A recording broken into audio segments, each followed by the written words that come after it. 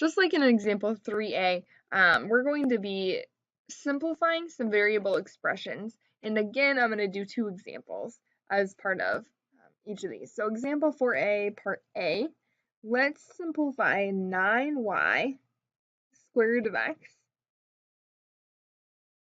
to the 3/2 power.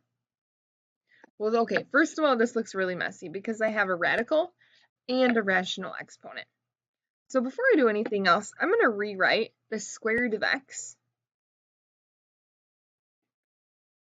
as x to the 1/2 power. And I'll underline that here. So again, I just rewrote that square root of x as x to the 1/2 power. Because then at least my forms are consistent. Okay, now I have rational exponents everywhere.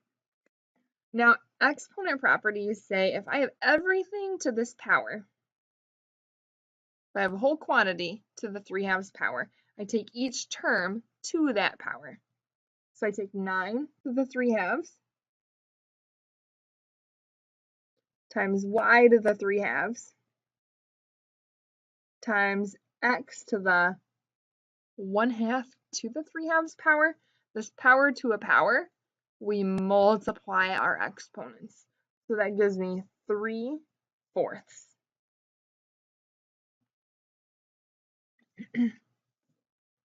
Okay, now this is going to get slightly messy because I have all of these things that are, well, square rooted, but then I have this x that's really fourth rooted. So I'm going to figure out this constant term here first, this 9 to the 3/2.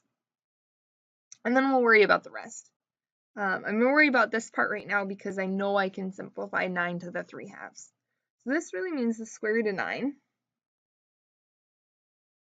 cubed. And the square root of 9 is 3. 3 cubed is 27. So I really have 27 y to the 3/2 x to the 3/4. Now at this point, if I just changed everything to radical form, I'd have part of my solution that's square rooted and part that is a fourth root. And I need, if you look back at example 3a here, I need to have radicals combined if at all possible. Well, this 3/2, I'm going to rewrite this fraction as something over 4. So I really have a fourth root. 27y to the, instead of calling this the 3/2 power, I'm going to call this the 6/4 power.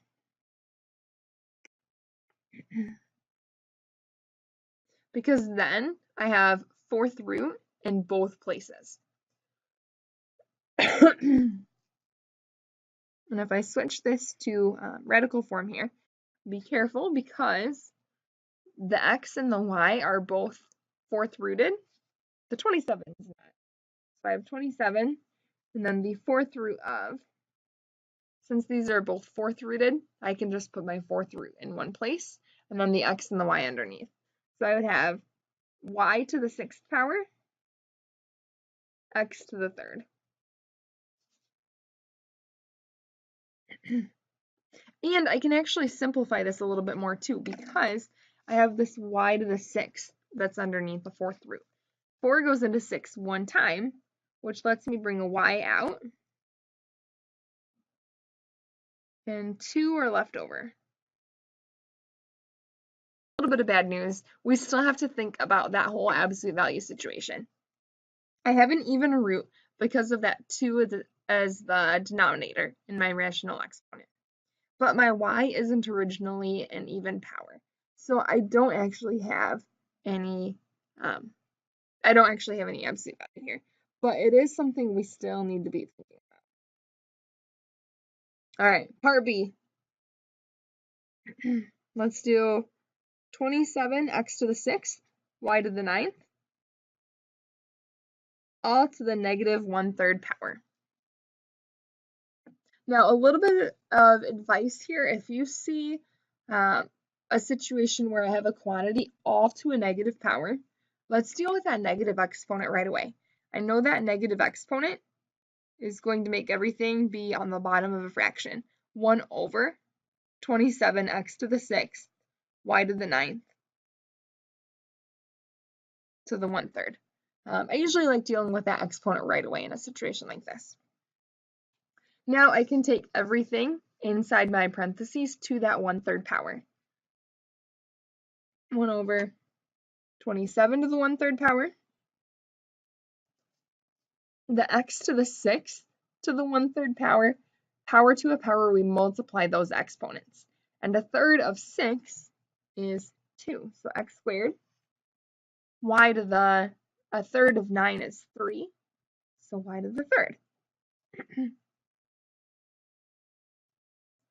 Now, the last thing I can do, I have this 27 to the 1/3 power, and I don't really like that. So keep in mind what that means. 27 to the 1/3 is really the cube root of 27. X squared y cubed.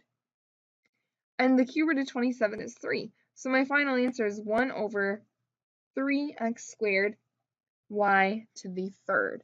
And no absolute value here because the denominator of my rational exponent was 3, meaning I'm really cube rooting everything here. And no absolute value for odd roots.